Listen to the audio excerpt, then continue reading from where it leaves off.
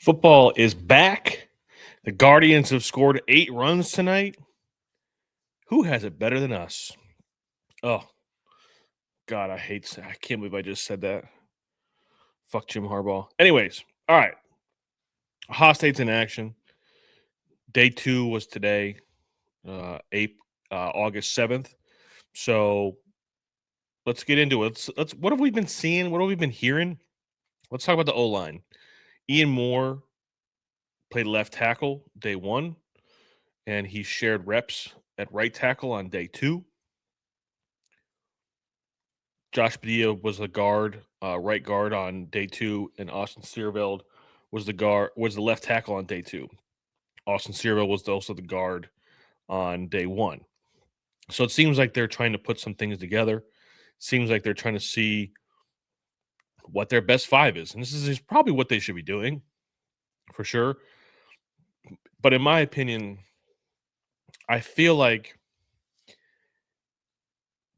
Ian Moore is the guy that raises the floor and the ceiling for this offensive line unit. Ian Moore is a typical tackle body. Ian Moore is more athletic than Austin Searveld is. Ian Moore is an NFL tackle body and an NFL tackle athlete. Austin Searveld is a guard in the NFL. You know, my starting 5, if you were to ask me what I would choose today, would be Ian Moore at left tackle, Luke Montgomery at left guard, Carson Hinsman at center, Austin Searveld at right guard, and Philip Daniels at right tackle. I think the right side of the line has to work together so much that I kind of give Philip Daniels a pass for last year because of how bad Tegra was. If you put Austin Searveld next to him, helping him, I think Philip Daniels levels up to, a level that is plenty good enough to win a national title with your right tackle. Right tackles don't have to be world beaters. The right tackles don't have to be all pros. They don't have to be all conference players. They just have to be good enough. And I think Philip Daniels with Austin Searveld next to him would be plenty good enough. And then Ian Moore on the left side would definitely play. I think he definitely is in a situation where would it be perfect all the time early on? No, I don't think so. But I do think that over the course of time, he gives you an athlete over there that is going to raise the ceiling of the offense, is going to give Julian Sand the protection that he needs.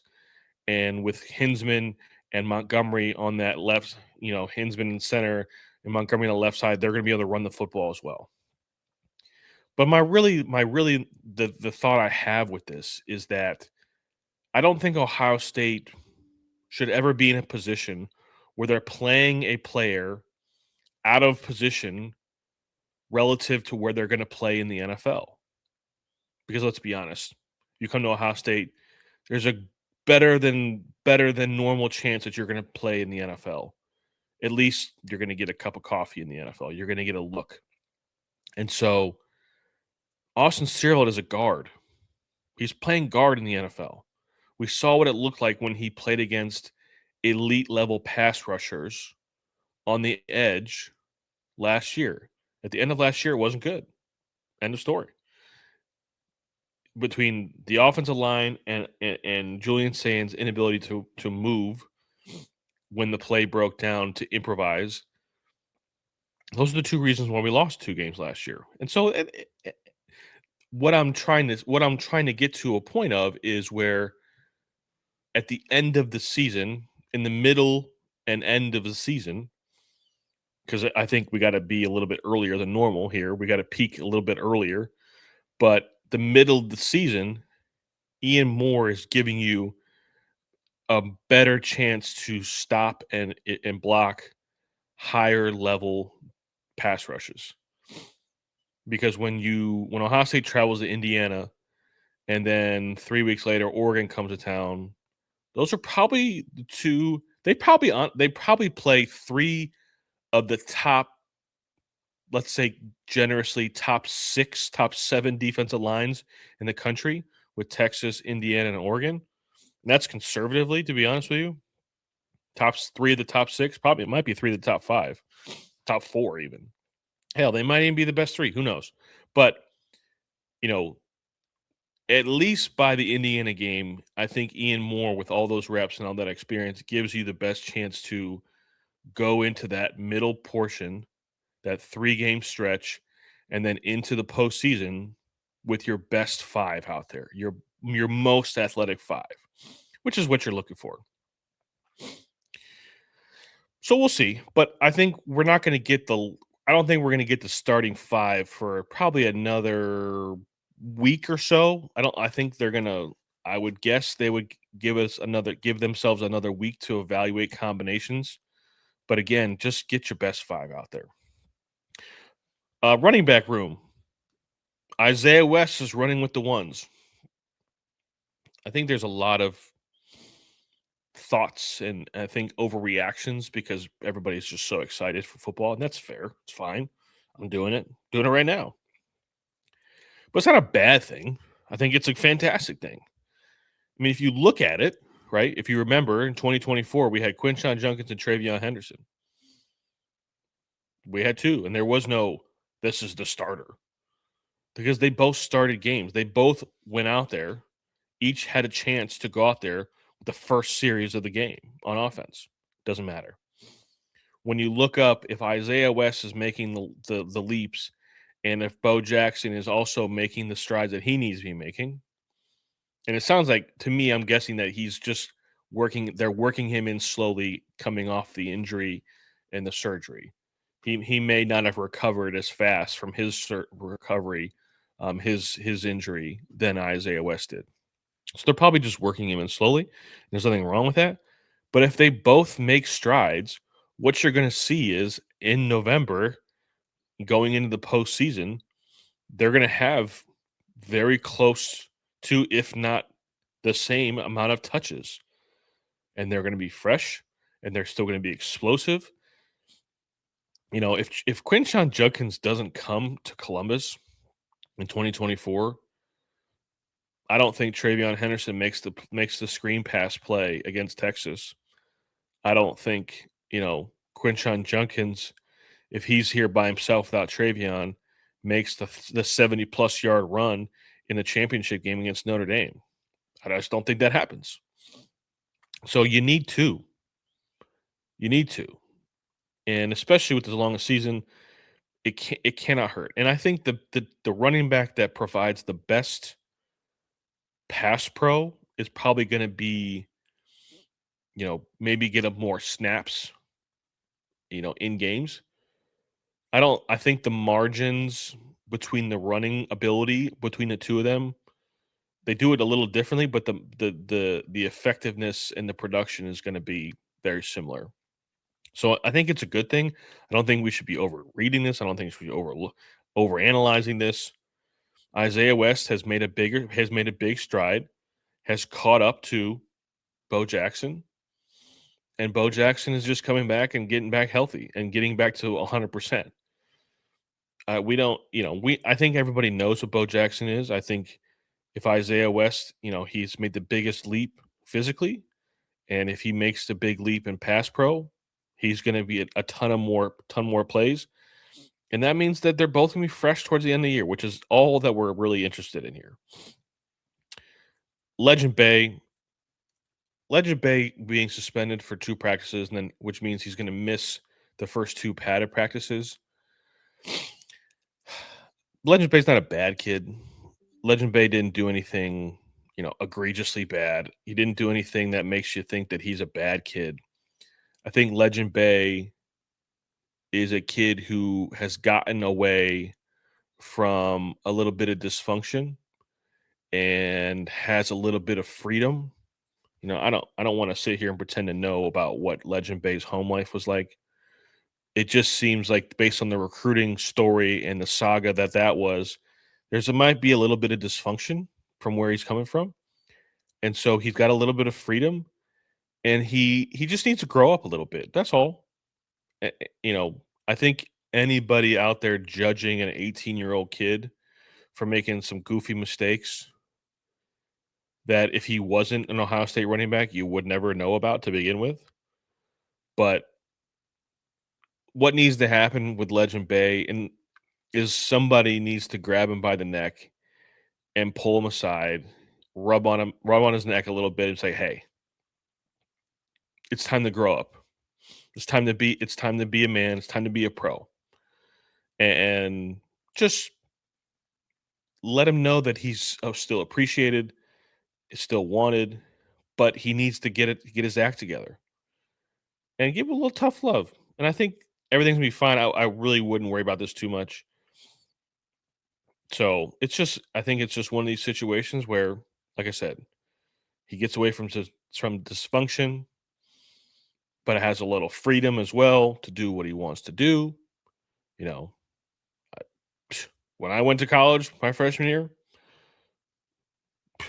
boy, a little freedom went a long way. So I think Legend Bay is gonna be fine. Though I think Legend Bay, when we look back in this, 3 or 4 months ahead of time from now, it's going to be a non-issue, non-story. We really won't even talk about it. Last thing I want to talk about with Ohio State, Ryan Day called this team one of the most talented teams that he's had, and I just don't think that that's true. But I don't necessarily think it's a bad thing either. You know, there's if you look at 2019, that roster with that quarterback, that running back, that offensive line, you know, all the talent in the secondary, more talented than this team. So many different, all the quarterbacks, Justin Fields, CJ Stroud, athletically speaking, this is, and he may have used the term athletic. I could be misconstruing this a little bit, but either way, I think this team, this is not one of the more athletic or talented teams that Ryan Day's had at Ohio State. But I think what this team is a team full of really good players with a couple stars that are really stars. Jeremiah Smith.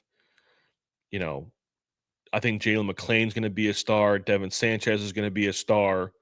Julian Sand can be considered a star as well as a Heisman front runner. So there's a lot of stars, but I think there's just a lot of really good. I think there's a lot of experience too and depth in that experience. I also think this team might have a little bit of an edge to them. Chris and I talked about this earlier this summer about how this D line maybe doesn't have the alpha dog 12 and a half sacks, 13 sack type of player, but it has a bunch of really solid guys who are going to do their job and are going to play angry and they're going to hit you. And then you have linebacker where you have the typical thumpers, but you know Peyton Pierce doesn't remind me quite of a Tough Borland. And we say that kind of as a slight because Tough Borland, we just remember Devontae Smith just running away from Tough Borland. I think Peyton Pierce is a better athlete than Tough Borland, but I think he's going to bring you that same type of leadership, that same type of aggressiveness, that same type of thump, that old school linebacker thump. James Laurinaitis says he sees a lot of himself in Peyton Pierce, which, in the modern day may not work, may work, but I think Peyton Pierce is a good enough athlete to do what they're going to ask him to do. But they're also and the experience is going to show up where they're going to do a lot of their job. Especially in that front seven. I think the fun part of this team is going to be the secondary, and I think the secondary is going to be a little bit more aggressive. They're going to be. I think we're going to have some more turnovers. That excitement level on defense. Balls in the air. We're going to feel like we have a chance to pick it off. I'm interested to see what happens with the secondary, but I'll save that for a little bit later in camp about where I think the secondary could go because I feel like I have an idea of at least 4 of the 5 but the fifth could go a couple different directions. So I'm going to save that conversation for another day. But this team it has a little bit of a different edge to it. And I think this is the type of edge that's very mature, it's physical, it's aggressive, it's a little angry, which isn't technically been a feel of a Ryan Day team at Ohio State. So I'm excited to see if that comes to fruition and what that looks like and how it feels, because every Ohio State team in Ryan Day has a different feel to it. When you watch the game, you feel, you know, some years it was finesse, some years it was the explosive offense. You know, last year I would say it was supreme athleticism. It's one of the I think last year's team was the most athletic team that we've had in the Ryan Day era by far. You know, with Sonny Styles and Arvell Reese and Caleb Downs, and all those guys just were freaks. And so this one I'm hoping is like I said, an aggressive, angry, physical group. On the offensive line, I think that's what I want to see. I think defensively in that front seven, though, these guys are going to hit you. They're going to have some thump. I think it could feel a little bit like that those Georgia and Alabama defenses where you felt the pads popping through the TV. With James Smith and Will Smith Jr. and Edric Houston and Kenyatta Jackson and these guys that are just big, physical. I wouldn't say freaky, but like they're just big and physical and mean. I'm looking forward to it. So I hope to be right on that one. All right, let's transition to the other football team that isn't as good. They play the Sunday game, and the really the two things that I want to talk about is the quarterback play and the offensive line. I don't know what's going on. Daryl Ryder thinks that he's seen 17 interceptions from the quarterbacks in camp. Deshaun Watson has thrown 8 in 9 days, according to Mary Kay Cabot. There's tons of video of just balls that really shouldn't be thrown, and I'm not going to sit here and pretend that it's all the quarterback. Every interception is the quarterback's fault, because it's not. But at the same time, it just makes you wonder. Neither one of them are great options, in my opinion. Shador has his faults. Deshaun has his as well. And I think what we're going to find out when they play, whoever is a starter, is I think we're going to have to, our expectations have to be dependent on who the quarterback is. If Deshaun starts, there's no patience. Deshaun has been in the NFL for 10 years now. There is no, sorry. Yeah, 10 years now. 9 years. 9 years, right? He played in the 20. Yeah, 9 years now. That means there's no patience. We're going to, as Browns fans, we should expect them to try to win football games if Deshaun Watson plays, because that's when you play a veteran that you're also paying too much money. Yeah, you better win games. I don't want to see you out there throwing 8 picks in 9 practices. I don't want to see you making bad reads. You've been doing this for too long, man. It's not good enough. I think if Shador starts, it is patience. We do get to be a little bit patient. We do get to understand that he's a young player that's trying to develop and learn and hasn't truly been coached the proper way. And we're going to have to understand that if they're playing Shador Sanders, they're also basically playing Shador Sanders to see if he has the goods or not. Can he get better? Because in my opinion, if they play Shador, just play him the whole year. If Deshaun Watson can't beat Shador out, it's over. Cooked. Hibachi. Don't want to see you anymore. Not to mention, Browns fans view Deshaun, one, there's a fraction of the Browns fans, and that's a large fraction, that view Deshaun as not a good human being. They also view Shador as the reason why this franchise has been essentially blown straight to hell. We had the momentum, and then Andrew Berry traded Baker Mayfield. And then since that time, when Deshaun got here, this team has been terrible. It's been dysfunctional. It's been expensive. It's been disappointing, underperforming, underachieving. And so he's associated with all of that. So really, there's a large portion of Browns fans that just don't even want to see Deshaun Watson play anymore. They're over it. They're over the Deshaun experience. They're over the Deshaun Watson era. Just go away. And so if he can't beat Shador with all of his issues, it's over. Just like retire or go away. Jimmy should just pay him to go away. So if Shador wins the job, he should just start every game. And let's find out if he can do it. What if he can do it and you start winning football games? That's fun. What if he but you got to know, because going into the 2027 draft, you need to know if you're taking a quarterback, which in pretty much 9 out of 10 realities, you're taking a quarterback. Because I think we all know that neither one of them is good enough to be the future quarterback. O-line injuries are stacking up, according to camp reports, which is a problem since you're basically replacing the entire group of starters. Unfortunately for the Browns, this is a little bit of a negative, but I'm going to spin this into a positive somehow, some way. The Browns are one of the league's worst in only 2 position groups. And in almost every other position group, they're at worst league average. But there are some units that are like really, really good. I think quarterback and offensive line, unfortunately, are probably the 2 most important units in the NFL, and they're bad at both.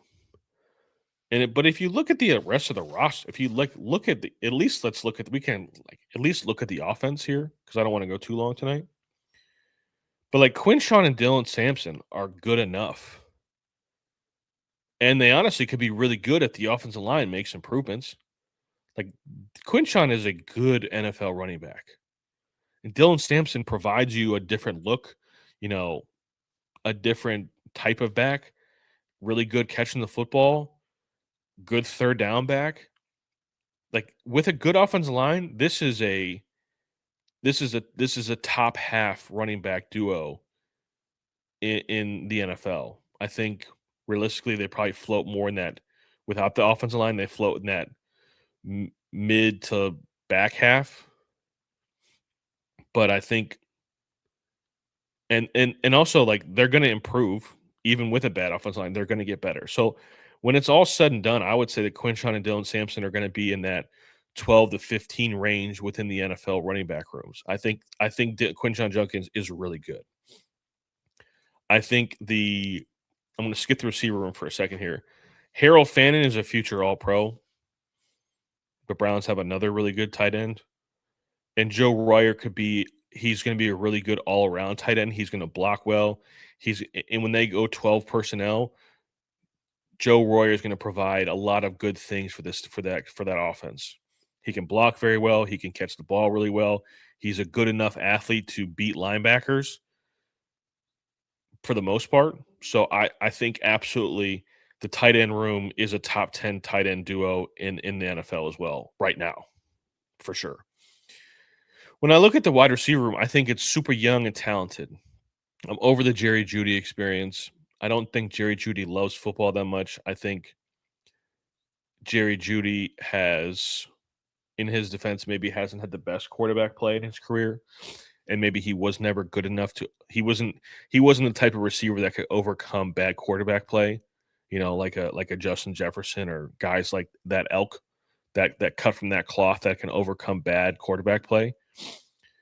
So, with Denzel Boston, Casey Concepcion, Isaiah Bond, those are, Denzel is a big physical receiver who, from all accounts, has looked outstanding at practice and training camp.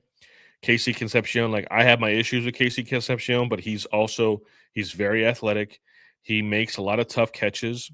I think if Casey Concepcion can sure up his hands in those sure catches, those easy ones, I think he becomes an outstanding option at receiver as well. And Isaiah Bond is like, you can't teach speed, man. He's fast. And, Todd Monken loves fast receivers. He can find a way. So, like, this offense, while it's far away because the two most important position groups are bad, there's like the skill position players are there. They have good enough skill. They just need the trenches to get better on offense, and they need a quarterback. So, and I think the offensive line also will be better than it was last year. It can't be worse, right? It can't be worse. So let's just assume that the offensive line gets better. I think the offensive line will be good enough to really evaluate the quarterback position, the quarterbacks that we have. Last year, I don't think they were good enough to really definitively say if a quarterback can play or not play, considering that they usually had to run for their life. But they're still not great. This isn't the Baker Mayfield era offensive line that was like the best in the NFL. This is still at best a bottom third offensive line unit, but I think they're going to be good enough to evaluate the quarterback position, which is kind of what you're looking for. But they're still going to need help. I, I really like the Browns, what they've done in the draft, what they've done in free agency the last 2 years. Like, a lot of the things make sense. A lot of the picks make sense for the most part. Like, they're doing all the right things. They're building the roster, and then they're trying to build an infrastructure that will create an environment that a young quarterback can be successful in. But the young quarterback has to have enough talent and has to be able to play the quarterback position at a higher level. Shador Sanders' arm talent is an NFL arm talent. Shador Sanders playing the quarterback position at a high level intellectually and making those changes and not drifting in the pocket and his earned internal clock have to get better because was never asked to do those things. You can't judge a guy off of a skill set that he's never had to do, never had to learn. And so, but unfortunately for him in the NFL, you don't have that much time. And that's just the truth. I don't think Shador Sanders is a franchise quarterback, at least for the Browns. I don't think the Browns infrastructure is an infrastructure that could be that will allow a player like Shador time to grow and to improve. So either way, I think we're looking at a quarterback in 2027. But let's not think about 2027. Let's think about this year. And hopefully the Browns can give us something to cheer about, give us something to look forward to. I think it's going to be fun to evaluate the young players that they have with the roster that they've built. And just we have to understand that it's going to be a struggle based on the offensive line and the quarterback. But hey, we got to do it. You got to keep moving forward. That's all I got. Hopefully you guys are excited about football. It's so close. Like, we've had the Hall of Fame game. Shout out to Haynes King. I know Chris was super pumped about that. But it's going to be an awesome year. Ohio State's schedule is going to be fun and incredible and exciting almost every week. Worth watching every single week. And the NFL is the NFL, and the Browns is going to Browns, and we're still going to watch. Like, comment, subscribe, share with a friend. We're on the road to 10,000 subs. If we can get 500 subs in the next 3 or 4 weeks, that'd be incredible. Try to get to 10,000 before the season starts. I don't know if we can do it, but we're gonna try. And Tyler, I71, peace.